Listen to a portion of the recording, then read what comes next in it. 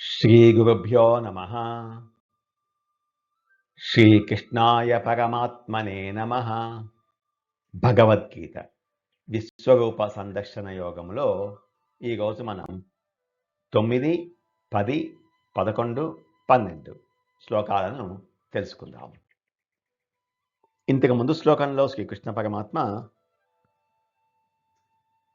అర్జున, ఇక్కడ నా దేహంలో ఒక్క చోట చేరిన సమస్త చరాచర జగత్తును చూడు. ఇవి కాకుండా నువ్వు ఇంకా ఏమేం చూడాలనుకుంటున్నావో అవన్నీ కూడా చూడు. కానీ నీ కళ్ళతో నన్ను చూడలేవు కాబట్టి నీకు దివ్య చక్షువులను ఇస్తున్నాను. నా ఈశ్వర యోగాన్ని చూడు అన్నారు. ఇప్పుడు సంజయుడు వచ్చాడు. సంజయ్ ఉవాచ. మొదటి అధ్యాయం తర్వాత ఇప్పుడు వచ్చాడు సంజయుడు. ఇదంతా వ్యాస మహర్షి ఇచ్చిన దివ్య దృష్టితో చూసి చెప్తున్నాడు సంజయుడు. సంజయుడికి ఎంత భాగ్యం కదా. సంజయుడి అనుభూతి ఒక టీవీలో క్రికెట్ మ్యాచ్ చూసినట్లు ఉంటుంది. ప్రత్యక్షంగా అనుభవించే స్థితి వేరు. ప్రత్యక్షమైన అనుభూతి అర్జునుడు అనుభవిస్తున్నాడు. కనబడుతున్నది చెబుతూ ఆ మాత్రానికే పులకించిపోతున్నాడు సంజయుడు. సంజయ ఉవాచ. ఏవముక్త్వా తతో రాజన్ మహాయోగేశ్వరో హరిః దర్శయామాస పార్థాయ పరమం రూపమైశ్వరం. ఏవముక్త్వా తతో రాజన్ మహాయోగేశ్వరః హరిః. ఓ రాజా, మహాయోగేశ్వరుడును పాపములను హరించువాడును అయిన భగవానుడు ఈ విధంగా పలికి, దర్శయామాస పార్థాయ పరమం రూపం ఐశ్వరం. అర్జునుడికి తన ఈశ్వరీయ పరమ దివ్యమైన రూపమును చూపించాడు. అంటే ఆ విశ్వరూపాన్ని అర్జునుడితో పాటు సంజయుడు కూడా దర్శిస్తున్నాడు. సంజయుడు పలికాడు, ఓ రాజా, మహాయోగేశ్వరుడును పాపములను హరించువాడును అయిన భగవానుడు ఈ విధంగా పలికి అనంతరము షడ్గుణ్య ఐశ్వర్య సంపన్నమైన తన పరమ దివ్య స్వరూపమును అర్జునుడికి చూపించాడు. సంజయ ఉవాచ. ఏవముక్త్వా తతో రాజన్ మహాయోగేశ్వరో హరిః దర్శయామాస పార్థాయ పరమం రూపమైశ్వరం. సంజయుడు పులకించిపోతూ ఈ శ్లోకాలను పలుకుతున్నాడు. అక్కడ విశ్వరూప దర్శనాన్ని చూస్తూ పులకించిపోతున్నాడు సంజయుడు. అనేక వక్త్ర నయనం అనేకాద్భుత దర్శనం అనేక దివ్యాభరణం దివ్యానేకోద్యతాయుధం. అనేక వక్త్ర నయనం, అనేకములైన ముఖములతో నేత్రాలతో కలిగి ఉన్నటువంటి అనేకాద్భుత దర్శనం, పెక్కు అద్భుత దృశ్యములు కలిగి ఉన్నట్టి అనేక దివ్యాభరణం, అనేకములైన దివ్య ఆభరణములను ధరించినట్టి దివ్య అనేక ఉద్యత ఆయుధం, ఎత్తబడిన అనేక దివ్య ఆయుధములు కలిగి ఉన్నట్టి అనేక వక్త్ర నయనం అనేకాద్భుత దర్శనం అనేక దివ్యాభరణం దివ్యానేకోద్యతాయుధం అనుకుంటూ ఇంకా కంటిన్యూ చేస్తున్నారు. 11వ శ్లోకం.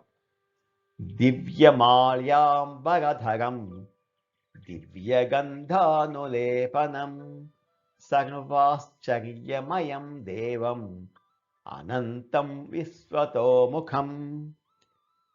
దివ్యమాల్యాంబరధరం, దివ్యమైన పుష్పమాలికలను వస్త్రములను ధరించినట్టి దివ్య గంధానులేపనం, దివ్యమైన గంధ పూత కలది దివ్యములైన చందన పరిమళమును దశ దిశలా గుబాలింపు చేయనట్టి సర్వాశ్చర్యమయం అనేక ఆశ్చర్యములతో నిండి ఉన్నట్టి అనంతం అనంతమైన విశ్వతోముఖం సర్వత్రా ముఖములు కలిగినట్టి దేవం ఆ దేవదేవుని విరాట్ రూపమును అర్జునుడు దర్శించెను. అనేక ముఖాలతో, కన్నులతో, విస్మయం కలిగించే అనేక దృశ్యాలతో, ఇంకా అనేకమైన దివ్యాభరణములతో, పైకెత్తిన కత్తులు మొదలైన దివ్య ఆయుధములతో, దివ్య పుష్పాలు వస్త్రాలు ధరించినట్టి దివ్య గంధం పూసి దశ దిశలా గుబాళించుచున్న చందన పరిమళములతో, సర్వాశ్చర్యమయమైన అనంతమైన సర్వభూతములను తానే అయినటువంటి ఆత్మ కాబట్టి సర్వతోముఖమైన ఆ దేవదేవుని విరాట్ స్వరూపమును అర్జునుడు దర్శించాడు. దివ్యమాల్యాంబరధరం దివ్యగంధానులేపనం సర్వాశ్చర్యమయం దేవం అనంతం విశ్వతోముఖం. 12వ శ్లోకం. దివి సూర్య సహస్రస్య భవేద్యుగపదుత్థితా యది భాసదృశీ సా స్యాత్ భాసస్తస్య మహాత్మనః.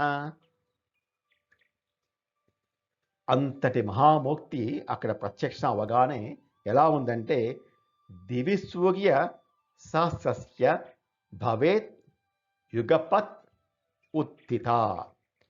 వేల కొలది సూర్యులు ఆకాశంలో ఒక్కసారి ఉదయిస్తే ఎలా ఉంటుందో, యదిభా సదృశీ సా స్యాత్ భాసః తస్య మహాత్మనః. ఆ కాంతి పుంజం ఆ విరాట్ పురుషుని యొక్క కాంతులకు సమానమైనది బహుశా అగునేమో అన్నట్లుగా ఉంది. ఆకాశంలో ఒకేసారి 1000 సూర్యులు వెలిగితే కలిగే కాంతి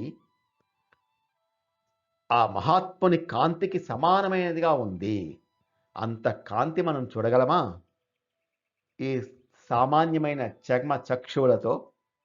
అందుకే దివ్య చక్షువులను ఇచ్చారు పరమాత్మ. దివి సూర్య సహస్రస్య భవేద్యుగపదుత్థిత యది భా సదృశీ సా స్యాత్ భాసస్తస్య మహాత్మనః.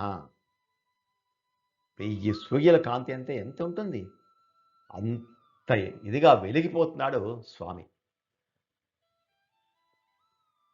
సంజయుడు పలికిన ఈ శ్లోకాలలో భావాన్ని మనం కూడా అనుభూతి చెందితే మనకు కూడా విశ్వరూప దర్శనం కలుగుతుంది. నమో భగవతే వాసుదేవాయ. ఏతత్ ఫలం శ్రీకృష్ణార్పణమస్తు. స్వస్తి.